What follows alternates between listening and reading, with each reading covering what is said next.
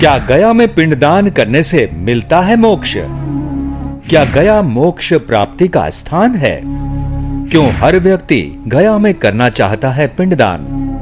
दोस्तों, ऐसा कहा जाता है कि मृत्यु के बाद आत्मा भटकती है और आत्मा को मोक्ष दिलाने के लिए पिंडदान किया जाता है। वैसे तो भारत में कई सारे ऐसे स्थल हैं जहां पिंडदान किया जाता है, जैसे हरिद्वार, प्रयागराज, उज्जैन और गया। आपको बता दें कि व्यक्ति गया में ही पिंडदान करना चाहता है, लेकिन इसके पीछे क्या मान्यता है, आज की इस वीडियो में हम आपको बताएंगे। दोस्तों, गया को मुक्ति क्षेत्र और मोक्ष प्राप्ति का स्थान मानते हैं, इसलिए हर दिन देश के अलग अलग भागों से नहीं बल्कि विदेशों से भी बसने वाले हिंदू गया में आकर अपने परिवार के मृत व्यक्ति की आत्मा की शांति और मोक्ष की कामना से श्राद्ध, तर्पण और पिंडदान करते दिख जाते हैं। गया के प्रति लोगों के मन में जो आस्था मौजूद है वो यूं ही नहीं है।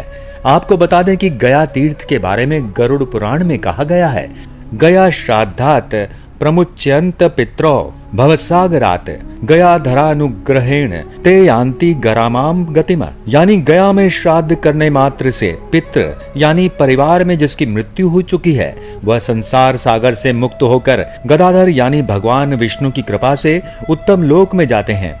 गया तीर्थ के बारे में गरुड़ पुराण में यह भी कहा जाता है कि यहाँ पिंडदान करने मात्र से व्यक्ति की 7 पीढ़ी और 100 कुल का उद्धार हो जाता है। गया तीर्थ के महत्व को भगवान राम ने भी स्वीकार किया है।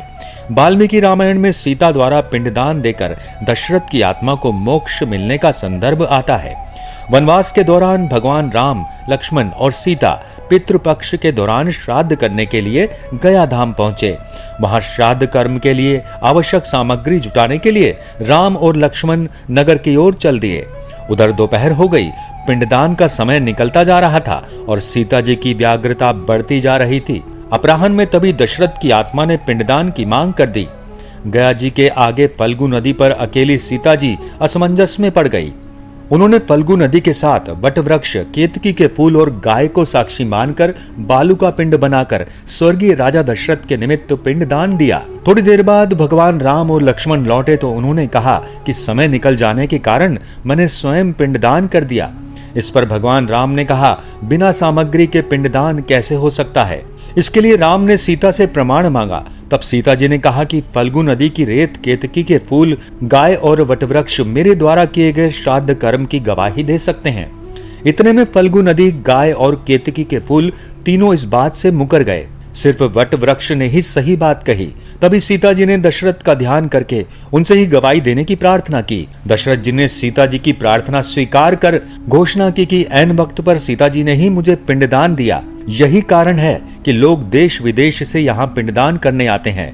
आज की वीडियो में बस इतना ही। मिलते हैं अगली वीडियो में एक और नई टॉपिक के साथ। नमस्कार।